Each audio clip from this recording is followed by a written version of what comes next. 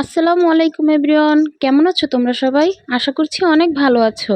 বেশ অনেক দিনই তো সোশ্যাল মিডিয়া থেকে একটু দূরে ছিলাম, তাই অনেক ভিডিওই কিন্তু আমার কাছে জমা হয়ে আছে। ভাবছি সেগুলোই এখন ধীরে ধীরে আপলোড করে দিব। আজ আমি রাইস কুকারে একটি ভাপা পিঠা তৈরি করব, আর এজন্য আমি 1 পাউন্ডের একটি লাভ শেপের কেকের মোল্ড নিয়ে নিয়েছি। আর এই পিঠাটা কিন্তু আমি শীতের সময় তৈরি করেছিলাম, আর সেই ভিডিওই এখন আমি তোমাদের সাথে আপলোড করছি। শীতকালীন এখনো অনেক ভিডিওই আমার কাছে কিন্তু জমা হয়ে আছে। ইনশাল্লাহ আগের সব ভিডিওগুলোই একে একে তোমাদের সাথে শেয়ার করব। তোমরা প্লিজ আমাকে সাপোর্ট করে আমার পাশেই থেকো। যাই হোক, তোমরা কে কে ভাপা পিঠা খেতে পছন্দ করো বলো তো?